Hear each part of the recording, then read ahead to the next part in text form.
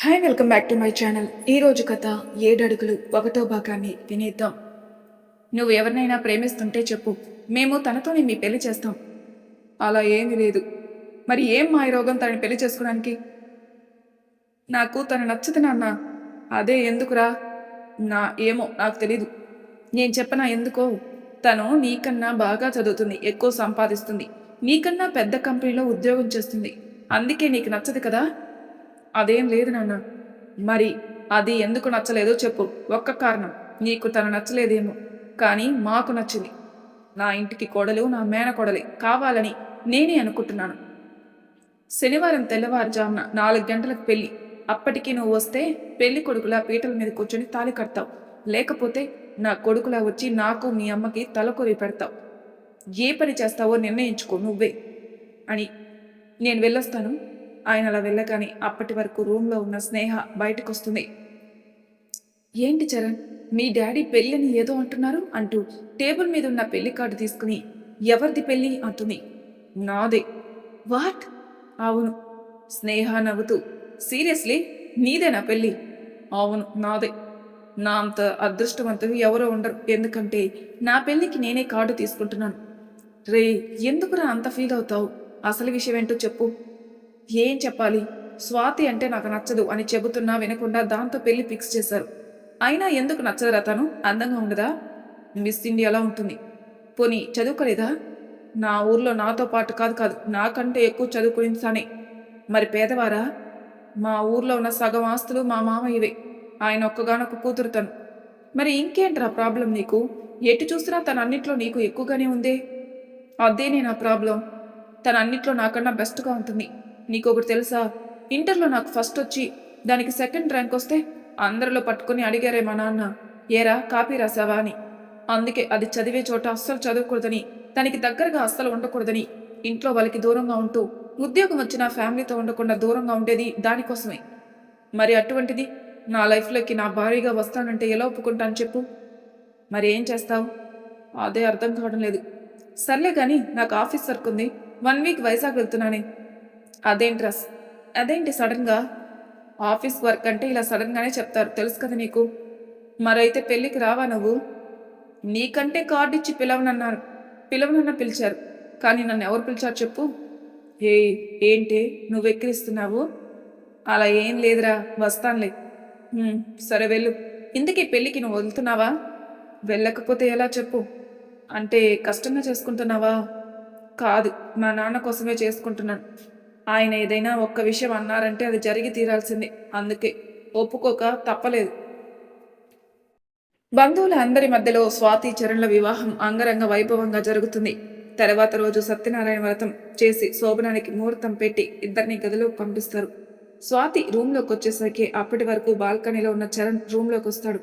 స్వాతి తన చేతిలో ఉన్న పాల గ్లాసు టేబుల్ మీద పెట్టి ఒక దుప్పటి దిండు తీసుకుని కింద పక్కన పరుస్తుంది. అది చూస్తున్న చరణ్, ఏం చేస్తున్నావు నువ్వు? ఇంకా నువ్వు నటించాల్సిన అవసరం లేదు బావా. నటించడమా? ఏం మాట్లాడుతున్నావు? నాకు ఇప్పుడే తెలిసింది బావా, నువ్వు మామయ్య బలవంత పెడితే ఈ పెళ్లి చేసుకున్నావని. నీకు ఈ పెళ్లి ఇష్టం లేదని నాకు ముందే తెలుస్తుంటే నేను నీతో పెళ్లికి ఓకే చెప్పేదాన్ని కాదు బావా. నాకు తెలుసు ఇష్టం లేని కాపురం నరకంతో సమానమని. అందుకే నీకు నేనంటే ఇష్టం కలిగే వరకు మనం ఇలాగే వేరువేరుగా పడుకుందాం. ఏమంటావు? ఏమంటాను? నీ ఇష్టమే నా ఇష్టం అంటాను. అబ్బో అని మొహం తిప్పుకుని ఆడు తిరిగి పడుకుంటుంది. కొంచెంసేపటి తర్వాత తనని ఎవరో ఉన్నట్లు ఉంటే కళ్ళు తెరిచి చూస్తుంది. తను చరణ్ చేతిలో ఉండడం చూసి షాక్ అయి, బావా ఏంటిది అంటుంది. చరణ్ తనని మంచం మీద పడుకోబెట్టి, దీన్ని మంచం అంటారు మరదలా, నీకు అది కూడా తెలీదా? అయ్యో బావా, నేను అడిగేది మంచం గురించి కాదు, నువ్వు నన్ను ఎందుకు ఇక్కడికి తీసుకుని వచ్చావు అని. నా పెళ్ళాం కింద పడుకోలేక కష్టపడుతూ ఉంటే ఇలా అది చూడలేక ఇలా తీసుకుని వచ్చాను. అయ్యో అదేం లేదు బావా, అలవాట్లేదు కదా, అందుకే కొంచెం ఇబ్బంది అయిపోయింది. పర్వాలేదు, ఐ కెన్ మేనేజ్ అని మంచం దిగుతున్న తనని చేయి పట్టుకుని లాగుతాడు. స్వాతి వచ్చి చరణ్ మీద పడుతుంది. చరణ్కి ఒక్కసారి తను అలా మీద పడడంతో ఒళ్ళంతా కరెంట్ పాస్ అయినట్లు అవుతుంది. స్వాతి కూడా అలాగే ఉంటుంది. కొంచెంసేపటి తర్వాత ఇద్దరు దూరం జరిగి కూర్చుంటారు. ఒకరిని ఒకరు చూసుకోవాలంటేనే ఇద్దరికి ఎదలా అయిపోయింది. స్వాతి మళ్ళీ కింద పడుకోవడానికి లేయబోతుంటే, స్వాతి నువ్వు కింద పడుకోవద్దు, ఇద్దరం ఇక్కడే పడుకున్నాం. స్వాతి చరణ్ వైపు చూడగానే, అంటే బెడ్డు పెద్దదిగా ఉంది కదా, ఇద్దరికీ సరిపోతుంది. నీకు ఇబ్బంది లేకపోతే ఇక్కడే పడుకో, నాకైతే ఏమి ఇబ్బంది లేదు అని అటు తిరిగి పడుకుంటాడు. స్వాతికి చరణ్ పక్కన అలా ఉండడం హ్యాపీగా ఉంటుంది, కానీ అది బయటికి కనిపించకుండా సరే బావా అంటూ పడుకుంటుంది. ఉదయం మెలకు వచ్చి చూస్తే తన పక్కన స్వాతి ఉండదు. ఎక్కడికి వెళ్ళింది తినో అనుకుంటూ ఉండగానే తన ఫోన్ మోగుతుంది. నెంబర్ చూసి, చెప్పు స్నేహ, మార్నింగే కాల్ చేశావు అంటాడు. ఏరా, ఫస్ట్ నైట్ ఎలా జరిగింది? సిగ్గు లేదయ్యా నీకు? అసలు ఆడపిల్లవేనా నువ్వు? నా గురించి ఎందుకు లేనా గాని నువ్వు చెప్పురా, జరిగిందా? ఆ, జరిగింది అంటూ నీరసంగా చెప్తాడు. అర్థమైందిలే, అక్కడ ఏమీ జరగలేదని. అయినా ఏంట్రా నువ్వు చిలక్కి చెప్పినట్టు చెప్పి రూమ్లోకి పంపించాను, కానీ నువ్వు నా మాట వినలేదు. మరి ఇంత ఈగో పనికిరాదురా నీకు. హలో మేడం, కొంచెం ఆపుతావా? నేను కూడా నువ్వు చెప్పిన తర్వాత ఆలోచించాను. అవును, తన తప్పే ఉంది ఇందులో. తనేం చెప్పలేదుగా అందరికీ తనని పొగడమని. అయినా పొగిడితేనేనా నేను గొప్ప లేకపోతే లేదా? నా గురించి నాకు తెలుసు, ఇంకొకరికి చెప్పాల్సిన అవసరం లేదు అనుకుని నాకున్న ఈగోని పక్కన పెట్టి తనని దగ్గర తీసుకుందాం అనుకున్నాం.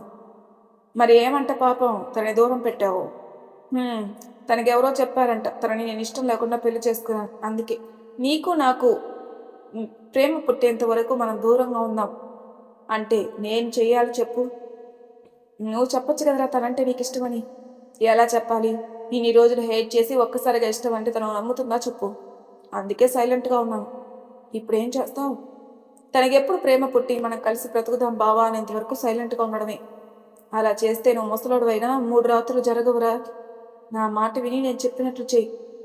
ఒకేసారి నీ ఫీలింగ్స్ అన్నీ చెప్పేయకుండా తను తెలుసుకునేలా నీ మాటల్లో చేతల్లో నీ ఫీలింగ్స్ తెలుపు. తన రియాక్షన్ని బట్టి మంచి రోజు చూసి నీ మనసులో మాట చెప్పేయి. సూపర్, ఈ ఐడియా చాలా బాగుంది. థ్యాంక్స్ ఏం వద్దులే కానీ త్వరగా ఈ ఫ్రెండ్కి ఇంకొక బుడ్డి ఫ్రెండ్ని తీసుకునిరా. సరేరా, బాయ్, ఆఫీస్కి వెళ్ళాలి. ఓకే అని కాల్ కట్ చేసి ఇప్పుడు స్వాతికి నాకు ఫీలింగ్స్ మాటల్లో ఎలా చెప్పాలి అని ఆలోచిస్తుంటాడు.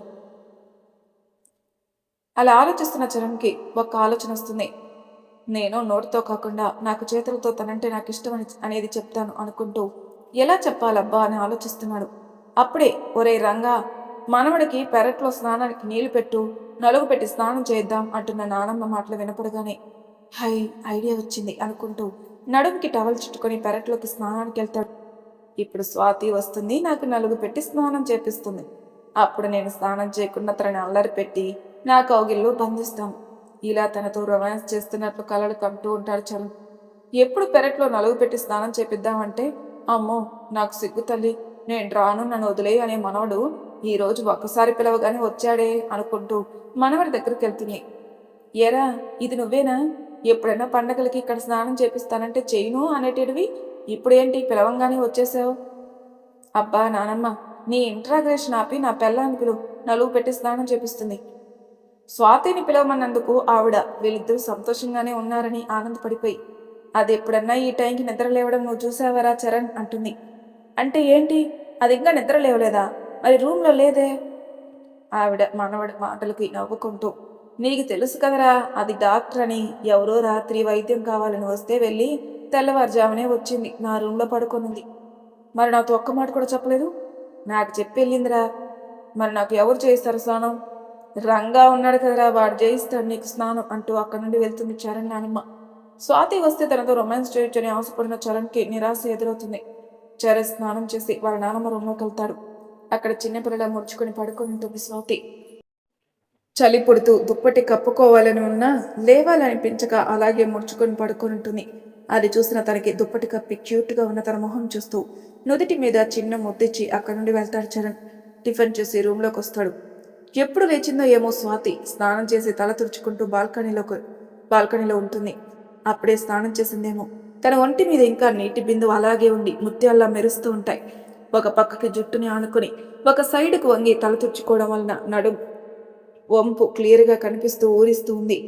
స్వాతిని అలాగే చూసిన ఒక క్షణం షాక్ అయి, అబ్బా ఏ యాంగిల్ పెట్టావే బాబు, గుండె ఆగిపోయింది ఒక్క క్షణం అనుకుని ఊరిస్తున్న తన కనిపించని అందాలని చూస్తూ, బాబోయ్ నేనేంటి దీనికి ఇలా టెంప్ట్ అయిపోతున్నాను? అయినా ఏ మాటకు ఆ మాట చెప్పాలి, సూపర్గా ఉంది స్వాతి అనుకుంటూ అలాగే చూస్తూ ఉంటాడు. స్వాతి కొంచెంసేపటి తర్వాత ఇటు చూసిన తనకి కళ్ళతోనే తనని స్కాన్ చేస్తున్న చరణ్ చూపులకి సిగ్గు అనిపించి తర్వాత కొంచెం తేరుకుని, బావా ఏం చేస్తున్నావు అంటుంది తన దగ్గరకు వచ్చి. స్వాతి పిలుపుతో తేరుకున్న చరణ్ "ఆ, అది అది ఏమీ లేదు" అంటూ తడబడుతూ అక్కడి నుండి వెళ్తాడు. అమ్మా, నాకు చాలా భయంగా ఉంది. ఎందుకు ధనంజయ్? మన పక్కింటి పంకజం కొడుకు కోడలు విడాకులు తీసుకున్నారంట అమ్మా. అయ్యో, ఏం పోయే కాలం, ఇద్దరికి చిలక గోరింకల్లా ఉంటారు. ఇద్దరి జంట ఎందుకు తీసుకున్నారు? ఇద్దరికి ఈ పెళ్లి ఇష్టం లేదంట అమ్మా. ఇంట్లో వాళ్ళు బలవంత పెడితే చేసుకున్నారట. మరి ఇక్కడ చాలా బాగున్నట్లున్నారు. ఇక్కడ వీళ్ళ ముందు అలా నటించారంట అమ్మా కొన్ని రోజులు. తర్వాత సిటీకి వెళ్ళిన తర్వాత ఎవరంతట వాళ్ళు బతుకుతూ కనీసం ఇంట్లో వాళ్ళకి మాట కూడా చెప్పకుండా విడాకులు తీసుకున్నారంటమ్మా. అయ్యో అవునా? మరి వాళ్ళకి ఇష్టం లేదు తీసుకున్నారు. అయితే నీకెందుకు భయం? అంటే చరణ్కి ఇష్టం లేకుండా పెళ్లి చేశాం కదమ్మా. వాడేమైనా నువ్వు వాడి గురించి ఏం టెన్షన్ పడకరా. వాళ్ళిద్దరూ హ్యాపీగా ఉన్నారు. నువ్వేం టెన్షన్ పడకు వాళ్ళ విషయంలో. నీ కొడుకు అలాంటి వాడు కాదులే. ఏమోనమ్మా, వాడు మన ముందు నటిస్తూ అక్కడికి వెళ్ళిన తర్వాత ఏవైనా వెధవేషాలు వేస్తాడేమోనని భయం వేస్తుంది. నువ్వు అలాంటి భయాలు ఏం పెట్టుకోవద్దు ధనంజయ్. వాళ్ళిద్దరూ మన పిల్లలు. అలా చెప్పకుండా పిచ్చి పని చేసి కాపురం తీసుకోర్లే. అయినా కానీ చరణ్ ఫాదర్ ధనంజయ్ గారు ముభావంగా ఉండడం చూసి, నువ్వు మరీ అలా డీలా పడిపోయి ఉండకురా ధనంజయ్. పిల్లలతో పాటు నేను వెళ్తాను. వాళ్ళిద్దరూ సంతోషంగా ఉన్నారని నాకు అనిపించేంత వరకు అక్కడే ఉండి ఏదైనా చిన్న చిన్న గొడవలు వచ్చి ఇద్దరు అటు ఇటు ఉన్నా సరిదిద్ది వస్తానులే. ఏమంటావు? నువ్వు వెళ్తానంటే ఇంకేం భయం అమ్మా చెప్పు. ఇప్పుడు నాకు ధైర్యంగా ఉంది. అలా కొత్త దంపతులతో పాటు చరణ్ నానమ్మ సావిత్రమ్మ గారు కూడా సిటీకి వెళ్తారు. చరణ్ స్వాతితో పాటు బామ్మ కూడా సిటీకి వస్తుంది. చరణ్ ఒక డబుల్ బెడ్రూమ్ ఫ్లాట్లో అద్దెకుంటూ ఉంటాడు. సో ఇప్పుడు అదే ఫ్లాట్కి వీళ్ళని తీసుకుని వస్తాడు.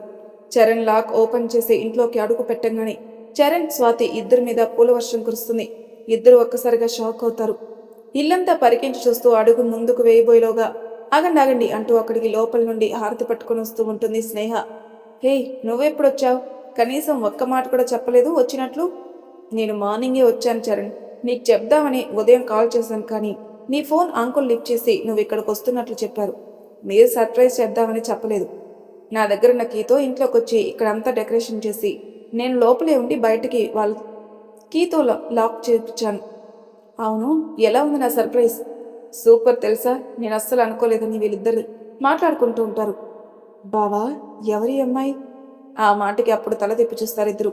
స్వాతిని చూసి షాక్ అవుతుంది స్నేహ. నేను నీకు ముందే చెప్పాను కదా స్వాతి, తను నా ఫ్రెండ్ స్నేహ. ఓ, తనేనా ఈ అమ్మాయి? హాయ్ అంటూ పలకరిస్తుంది. అప్పుడు ఈ లోకంలోకి వస్తుంది స్నేహ. ఇదిగో అమ్మాయి, ఆ హారత అలా పట్టుకుని ఉండడమేనా? ఏమన్నా ఇచ్చేదుందా? ఇలాగే నిలబడి నా కాళ్ళు పట్టుకుని పోతున్నాయే.